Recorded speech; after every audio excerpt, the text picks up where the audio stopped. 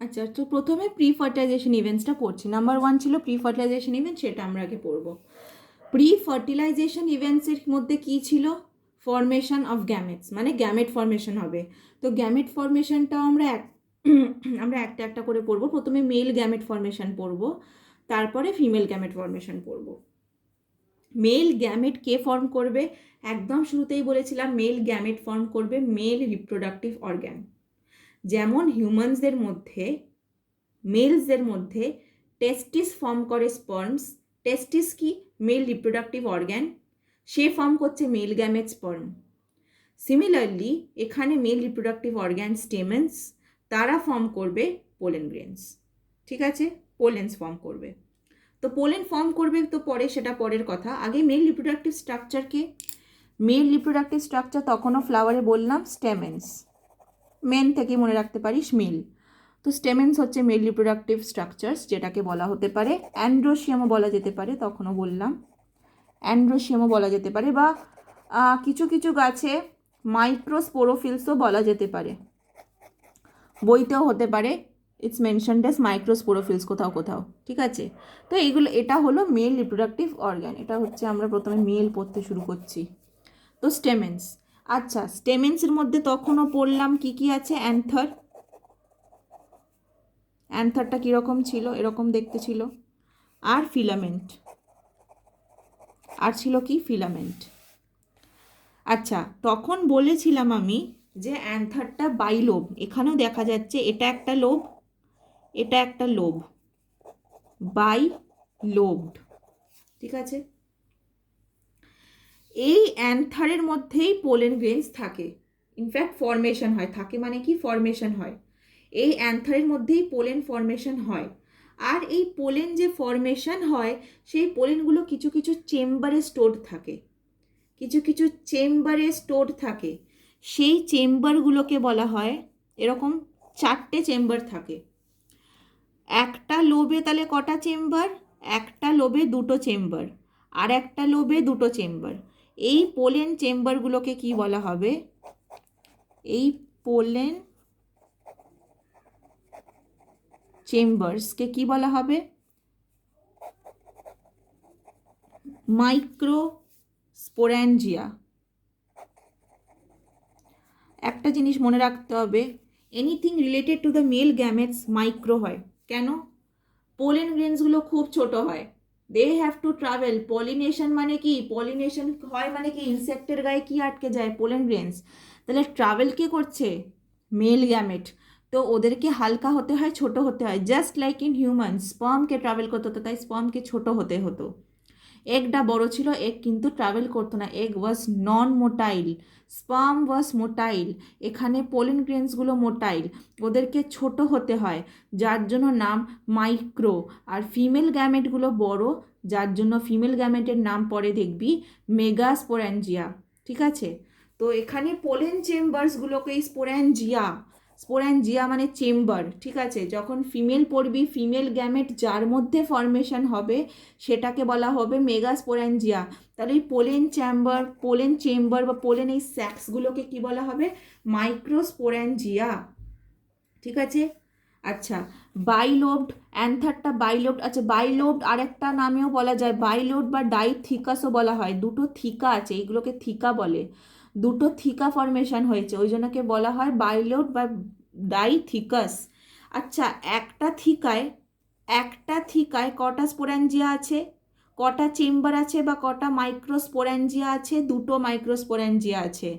একটা থিকায় 2টো মাইক্রোস্পোরেঞ্জিয়া আছে, 2টো থিকায় 4টে মাইক্রোস্পোরেঞ্জিয়া আছে। তাহলে একটা অ্যান্থারে কটা মাইক্রোস্পোরেঞ্জিয়া আছে? 4টে। ওই জন্যে অ্যান্থারকে কি বলা যায়? ওই জন্যে অ্যান্থারকে কি বলা যায়? টেট্রা স্পোরেঞ্জিয়েট। কেন? কারণ 4টে মাইক্রোস্পোরেঞ্জিয়া আছে, 4টে মাইক্রোস্পোরেঞ্জিয়া আছে, ওই জন্য এটাকে কি বলা হয়? টেট্রা স্পোরেঞ্জিয়েট।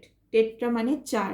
ঠিক আছে, আচ্ছা এবার আমরা একটু দেখব যে স্পোরেঞ্জিয়া, এই যে মাইক্রোস্পোরেঞ্জিয়ার মধ্যে তো পোলেন গ্রেনস ফর্মেশন হচ্ছে, কিন্তু হচ্ছে কি করে? ঠিক আছে, তারও আগে দেখব এই মাইক্রোস্পোরেঞ্জিয়া ফর্মেশনই হচ্ছে কি করে, এই ব্যাগগুলো বা এই চেম্বারগুলো ফর্মেশন হচ্ছে কি করে সেটা আগে দেখব, পোলেন গ্রেনস ফর্মেশন পরে। ঠিক আছে, তো আমি প্রথমেও বললাম যে স্টেমেন্সটাকে কি বলা যায়, স্টেমেন্সটাকে বলা যায় মাইক্রোস্পোরোফিলস। এইগুলো কেন আমি বারবার বলছি, because these are very new terms for you, these are very new terms for you people. তো এইগুলোকে ভালো করে বারবার বললে কি হবে, বারবার কানে গেলে তবে মনে থাকবে। স্টেমেন্সগুলোকে বলা হবে মাইক্রোস্পোরোফিলস। এক্ষুনি দেখলি স্টেমেন্সের মধ্যে কটা চেম্বার থাকে, 4টে পোলেন চেম্বার থাকে, 4টে পোলেন চেম্বার থাকে, যাকে বলা হবে মাইক্রোস্পোরেঞ্জিয়া। সেই 4টে পোলেন, আচ্ছা বাই দ্য ওয়ে প্লুরাল বলে 4টে চেম্বার আছে বলে স্পোরেঞ্জিয়া বলে। আমি যদি একটা চেম্বার বলতাম, সিঙ্গুলার কি হতো, সিঙ্গুলার হতো মাইক্রোস্পোরেঞ্জিয়াম। ঠিক আছে, সিঙ্গুলার হয় মাইক্রোস্পোরেঞ্জিয়াম, 4টে একসাথে বলা হচ্ছে বলে মাইক্রোস্পোরেঞ্জিয়া। আচ্ছা, এর মধ্যে থাকে পোলেন গ্রেনস, এর মধ্যে থাকে পোলেন গ্রেনস যেগুলোকে বলা হয় মাইক্রোস্পোর্স। এর মধ্যে থাকে পোলেন গ্রেনস যেগুলোকে বলা হয় মাইক্রোস্পোর্স। এই স্পোর্সগুলো তো স্পোর্টসের ব্যাপারে নিশ্চয়ই আগে শুনেছি, সেই স্পোর্সগুলো হাওয়াতে অনেক সময় ভাসে। পোলেন গ্রেনস এতটাই হালকা হয়, এক একটা গাছে তো ভারী হয়, যেমন জবা ফুলে হাতে চলে আসে, বড় বড় দেখতে পাস, কিন্তু এক একটা গাছে পোলেন গ্রেনস এতটাই ছোট হয় যে সেগুলো হাওয়ায় ডাস্টের মতো ভাসতে থাকে, সেগুলোকে স্পোর্স বলা হয়। ঠিক আছে, এক একটা গাছে নন ফাংশনাল স্টেমেন থাকে। এই স্টেমেনগুলোতে যেমন তুই দেখতে পাচ্ছিস 4টে চেম্বার আছে, 4টে মাইক্রোস্পোরেঞ্জিয়া আছে। এক একটা গাছে নন ফাংশনাল স্টেমেন থাকে, এক একটা গাছে নন ফাংশনাল স্টেমেন থাকে, সেইগুলোকে, সেই স্টেমেনগুলোকে কি বলা হবে, স্ট্যামিনোডস। সেই স্টেমেনগুলোকে স্ট্যামিনোডস বলা হবে, সেই স্টেমেনগুলোকে স্ট্যামিনোডস বলা হবে। ঠিক আছে, এবার we will move on to the development of microsporangia. Please মনে রাখ লাস্টে জিআইএ মানে পোলেন চেম্বার্স। ঠিক আছে, don't confuse microsporophyll, microsporangia, microspores. Spores মানে পোলেন গ্রেনস, আর স্পোরেঞ্জিয়া, জিয়া লাস্টে যখন থাকে তখন ব্যাগস হয় বা চেম্বার্স হয়। তো first we will move on to microsporangia formation. আচ্ছা, তো এবারে আমরা মাইক্রোস্পোরেঞ্জিয়ার ডেভেলপমেন্টটা পড়বো। মাইক্রোস্পোরেঞ্জিয়া কি, পোলেন চেম্বার্স, ওদের ডেভেলপমেন্টটা পড়বো। ওয়ান্স অ্যাগেন মাইক্রোস্পোরেঞ্জিয়া কাদের মধ্যে ছিল, এই হচ্ছে পোলেন, এইগুলো ছিল অ্যান্থার। এই অ্যান্থারের মধ্যে ছিল মাইক্রোস্পোরেঞ্জিয়া এই 4টে। তো প্রথমে আমরা পড়তে শুরু করব অ্যান্থার থেকে। অ্যান্থারের বাইরের লেয়ার থেকে, এই অ্যান্থারের যে বাইরের লেয়ার আছে, বাইরের যে লেয়ার আছে, ভালো করে শুনবি এই জায়গাটা, অ্যান্থারের যে বাইরের লেয়ার আছে সেই বাইরের লেয়ারটাকে বলা হবে এপিডার্মিস বা epidermal cell. I am sure এটা জানিস যে কোনো লিভিং অর্গ্যানিজমের বাইরের লেয়ারটাকে এপিডার্মিস বা এপিডার্মাল সেল বলা হয়। আমাদের স্কিনের ওপরের লেয়ারটাকেও এপিডার্মিস বলা হয়, প্লান্টের ওপরের লেয়ারটাকেও, লিফের ওপরের লেয়ারটাকেও এপিডার্মিস বলা হয়, ইনফ্যাক্ট অ্যান্থারের ওপরের লেয়ারটাকেও এপিডার্মিসই বলা হয়। ঠিক আছে, তো I will try to draw a very rough diagram যাতে বোঝাতে পারি। এই ধর উপরের লেয়ার, উপরের লেয়ারের সেল এগুলো। ঠিক আছে, ধর এটা উপরের লেয়ার অ্যান্থার, এটা অ্যান্থারের ওপরের লেয়ারটা আমি আঁকতে চেষ্টা করছি। তো এটা কি এপিডার্মিস, এটা এপিডার্মিস বা এপিডার্মাল সেল, এটা এপিডার্মিস বা এপিডার্মাল সেল। এপিডার্মিস এটা এটা আচ্ছা এটা কি, এটা আমি একটু লিখে দিই, outer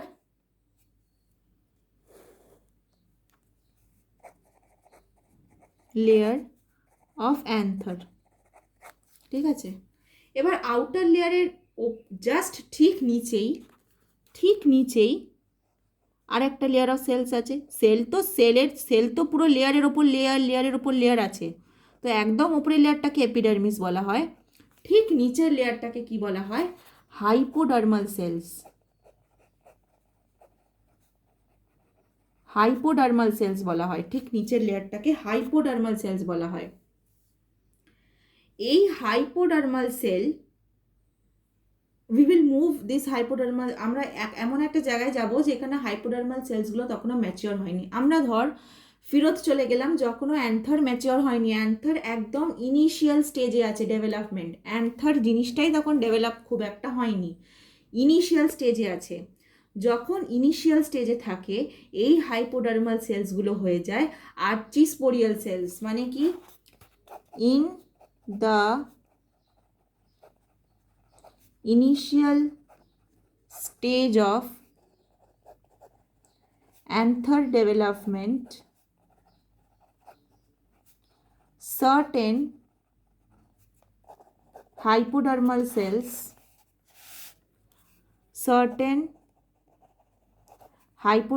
cells become archisporial cells. এই আর্চিস্পোরিয়াল সেলস কি, কেন, আমরা ডিটেলসে পরে পড়বো। আপাতত জেনে রাখ যে আর্চিস্পোরিয়াল সেলসগুলো এলো কোথা থেকে, বিকজ আমরা এই আর্চিস্পোরিয়াল সেলস নিয়ে অনেকটা এগিয়ে যাব। তো এটারও তো বিগিনিং বা ফর্মেশন বা কী করে প্রোডাকশন, মানে কী করে এর জেনারেশন হয়েছে সেটা তো বোঝা দরকার। তো অ্যান্থারের যখন ফর্ম হয় ইনিশিয়াল স্টেজে যখন থাকে তখন এই কিছু কিছু হাইপোডার্মাল সেলসই আর্চিস্পোরিয়াল সেলস হয়ে যায়। এবার এই আর্চিস্পোরিয়াল সেলসগুলোকে আমরা এগিয়ে নিয়ে যাব। ঠিক আছে, এই আর্চিস্পোরিয়াল সেলসগুলো আমরা এগিয়ে নিয়ে যাব। আর্চিস্পোরিয়াল সেলস দুভাবে ডিভাইড হতে পারে। আর্চিস্পোরিয়াল সেলস ফর্ম হলো, কিছু কিছু হাইপোডার্মাল সেলস আর্চিস্পোরিয়াল সেলস ফর্ম করলো। তো এবার এই আর্চিস্পোরিয়াল সেলস দুভাবে ডিভাইড করতে পারে। কিভাবে ডিভাইড করে? দুভাবে ডিভাইড করতে পারে। একটা হচ্ছে অ্যান্টিক্লিনাল ডিভিশন, অ্যান্টিক্লাইনাল বা অ্যান্টিক্লিনাল ডিভিশন। আর একটা হচ্ছে পেরিক্লিনাল ডিভিশন।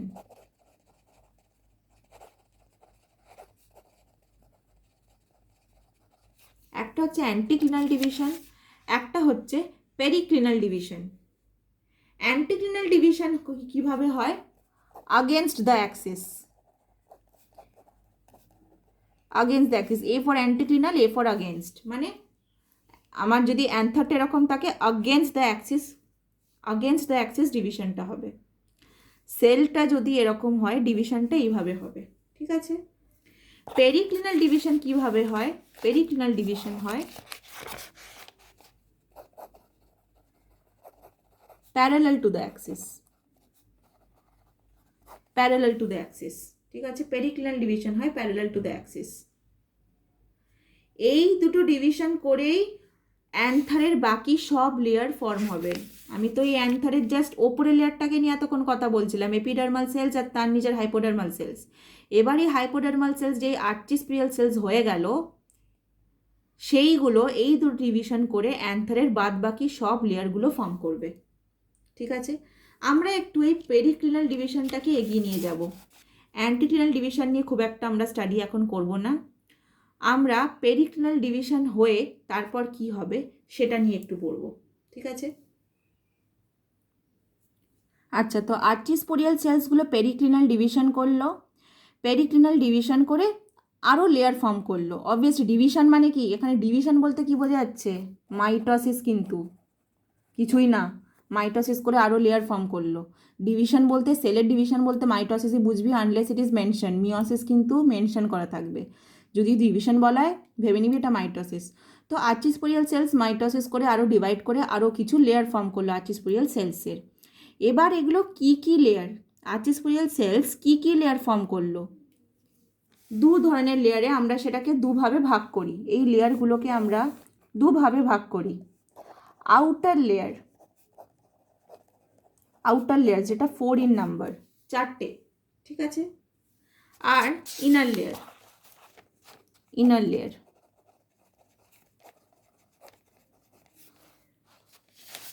এই আউটার লেয়ারের সেলগুলোকে কি বলা হয়? আউটার লেয়ারের সেলগুলোকে বলা হয় প্রাইমারি প্যারাইটাল সেল।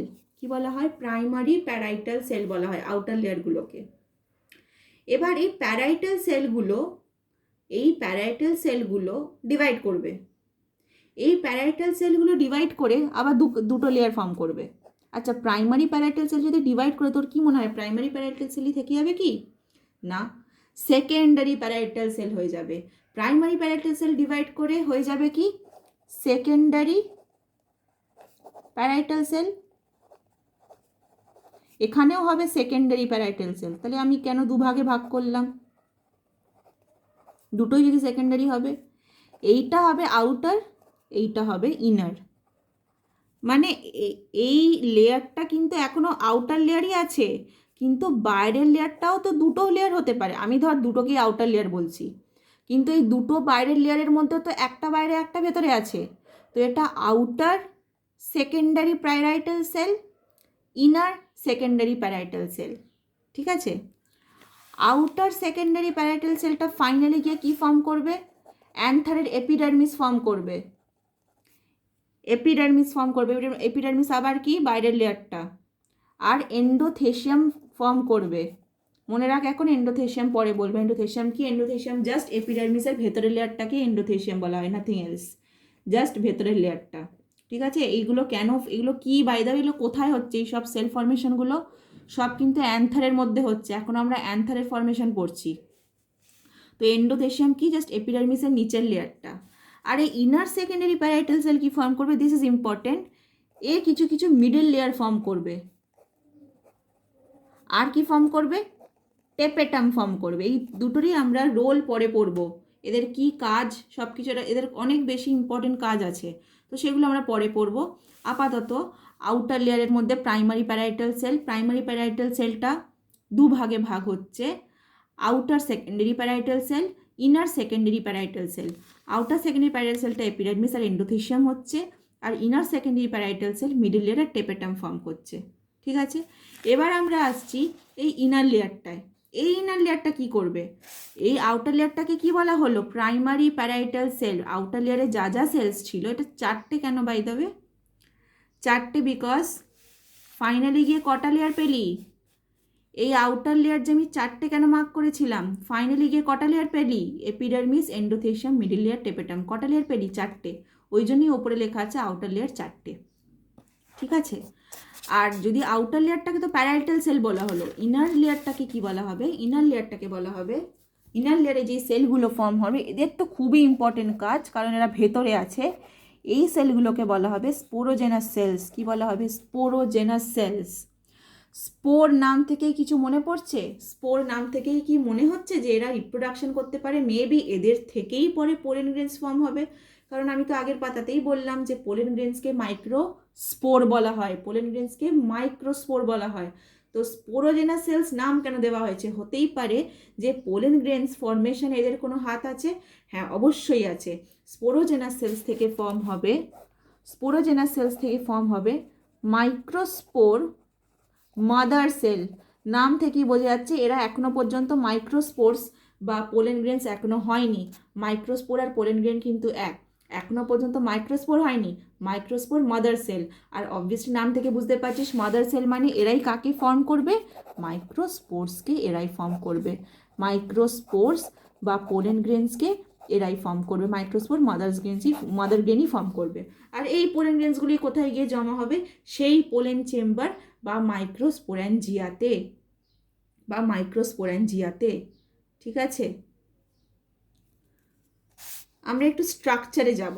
ঠিক আছে, আমরা একটু স্ট্রাকচারে যাই। স্ট্রাকচারে মানে কিসের স্ট্রাকচার একটু বোঝানোর চেষ্টা করছি, এন্ডোথেশিয়ামটা কিভাবে ভাঙে। আর না হলে আচ্ছা, এন্ডোথেশিয়াম কিভাবে ভাঙে আমি নয় সেটা পরেই বলবো।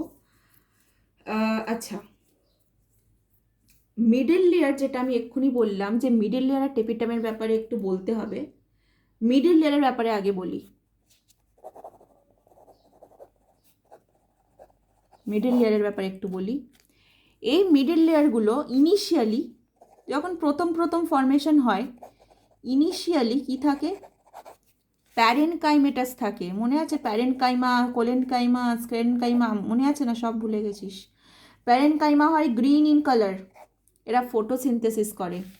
ফটোসিনথেসিস করা মানে কি ফর্মেশন করে? গ্লুকোজ বা ফুড। আর ফুড কেন ফর্মেশন করবে? নিশ্চয়ই কাউকে খাওয়ানোর জন্যই করবে। ওই জন্যে এরা পরে ইউজ হয়, এদের মধ্যে কিন্তু ফুড জমে থাকে। মিডল লেয়ারে এরা ফটোসিনথেসিস করে বলে এদের মধ্যে ফুড জমে থাকে। ওই জন্য এরা লেটার ইউজড হয় কার জন্য? এরা লেটার ইউজড হয় নারিশমেন্টের জন্য। After the formation of sporogenous cells. মনে আছে ইনার লেয়ারটাকে বলেছিলাম স্পোরোজেনাস সেলস। এই ইনার লেয়ারটাকে স্পোরোজেনাস সেলস বলেছিলাম, এদের থেকেই ফাইনালি পোলেন গ্রেনস ফর্ম হবে।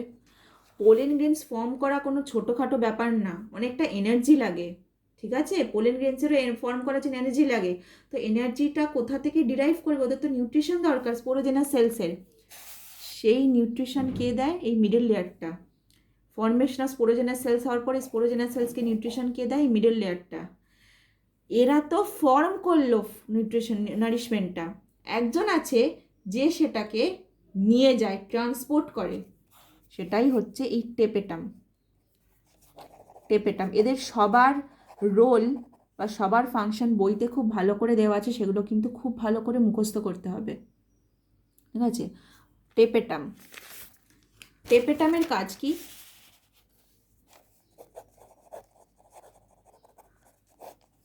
আচ্ছা, যেটা আমি এখানে লিখতে ভুলে গেলাম, যে মিডিল লেয়ারের মধ্যেই ভুলে গেলাম, যে মিডিল লেয়ার নারিশমেন্টটা ফর্ম তো করলো, টেপেটাম ট্রান্সপোর্ট করে, ঠিক আছে? তাহলে টেপেটামের কাজ কি দাঁড়ালো? টেপেটামের কাজ দাঁড়ালো ট্রান্সপোর্টস ফুড কাদের কাছে? এক্ষুনি বললাম মাদার সেলস যারা ফর্ম করে, sporogenous cells, transports food to sporogenous cells, ঠিক আছে? টেপেটাম আবার দু ধরনের হয়, এটা একটু মনে রাখতে হবে। টেপেটামের সেলগুলো দু ধরনের হয়। একটা হচ্ছে পেরিপ্লাজমোডিয়াল সেলস, আর একটা হচ্ছে প্যারাইটাল সেলস। পেরিপ্লাজমোডিয়াল সেলস কি করে? আচ্ছা, প্যারাইটাল সেলস আগে কি করে বলি। প্যারাইটাল সেলস করে, এরা সিক্রিট করে নারিশমেন্টটাকে, নিউট্রিশন বা নারিশমেন্ট যাই বলিস। আর পেরিপ্লাজমোডিয়াল সেলস করে ট্রান্সপোর্ট করে নিউট্রিশনটাকে স্পোরোজেনাস সেলসের কাছে, ঠিক আছে? শুধুমাত্র তাই না, এদের আরেকটা কাজ আছে, produces layers on pollen grains. এটার মানে কি বলছি, মানে এইটা যদি একটা পোলেন গ্রেন হয়, আমি বলছি যে এর উপরে লেয়ার ফর্ম করে টেপেটাম। কেন, কি দরকার? আমি একটু আগেই বলেছিলাম অ্যাপেলের ফ্লাওয়ারের স্টিগমার ওপর তুই যদি ম্যাঙ্গোর পোলেন গ্রেনস ফেলে দিস, এমন নয় আপেল আর আম মিশিয়ে একটা গাছ হবে, যেটার আপেলের স্বাদও পাবি, আমের স্বাদও পাবি, সেরকম হয় না। আপেলের গাছের ওপর আপেল পোলেন গ্রেনস ফেললেই কিন্তু আপেলের নতুন সিড হবে। কিন্তু কোনো ইনসেক্ট কি বুঝতে পারছে অত কি স্মার্ট একটা ইনসেক্ট, যে না আমি এখন আম গাছে বসেছিলাম, আমার গায়ে এখন আমের পোলেন গ্রেনস লেগে আছে, তো আমি এখন খুঁজে খুঁজে আম গাছের স্টিগমার ওপরেই গিয়ে বসবো, যাতে সেই পোলেন গ্রেনসগুলো স্টিগমার ওপর ডাস্ট হতে পারে। তার কি অত বুদ্ধি ক্ষমতা আছে? নেই। সে হতে পারে এক্ষুনি একটা আম গাছের ওপর বসেছিল, সে তারপর উড়ে গিয়ে বসলো আপেল গাছের ওপর। সেই আপেল গাছের স্টিগমাটা কি ওই আম গাছের পোলেন গ্রেনসটাকে চিনতে পারবে যে এটা আমারই মতো পোলেন গ্রেন, আমারই ভেতরে যাওয়ার মতো পোলেন গ্রেন, নাকি এটা অন্য কোনো গাছের পোলেন গ্রেন? অবশ্যই চিনতে পারবে। সে তার নিজের স্পিসিসকে চিনতে পারবে। আপেল গাছের স্টিগমা আপেল গাছের পোলেন গ্রেনসকে চিনতে পারবে কেন? এই পার্টিকুলার লেয়ার থাকে বলেই। আম গাছের পোলেন গ্রেন আম গাছের স্টিগমার সাথে কম্প্যাটিবল মানে কি? They both agree with each other, ঠিক আছে? কম্প্যাটিবিলিটি আছে ওদের মধ্যে। এই কম্প্যাটিবিলিটি প্রোটিনগুলো ওপরে থাকে, এই কম্প্যাটিবিলিটি প্রোটিনস থাকে কিছু কিছু পোলেন গ্রেনের ওপর, যেটা স্টিগমাতে গিয়ে সেই স্টিগমাকে চেনাবে যে আমি এসেছি, ঠিক আছে? এই কম্প্যাটিবিলিটি প্রোটিনসগুলো কে ফর্ম করে? টেপেটাম ফর্ম করে, ঠিক আছে? তো আমি অনেকটা মাইক্রোস্পোরেঞ্জিয়া টেপেটাম লেয়ার, আচ্ছা আমি পেজ নাম্বার 43 এর মাইক্রোস্পোরোজেনেসিসের আগে অবধি কিন্তু পড়িয়ে দিলাম। এত অবধি আগে পড়ে দেখতে হবে। অনেক নতুন নতুন টার্মস আছে, অনেকটা বোঝার মতো আছে। এইগুলো কিন্তু যদি না মাথায় ঢোকানো যায়, এরপরে মাইক্রোস্পোরোজেনেসিস শুরু হচ্ছে, বুঝতে কিন্তু খুব অসুবিধে হবে। তো এত অবধি আগে পড়ে ভালো করে বুঝতে হবে, then I move on to microsporogenesis. So please stop watching the video here, আমি স্টপ করে দিচ্ছি, এরপর কিন্তু গিয়ে ভালো করে বইটা পড়। ঠিক আছে, বাই।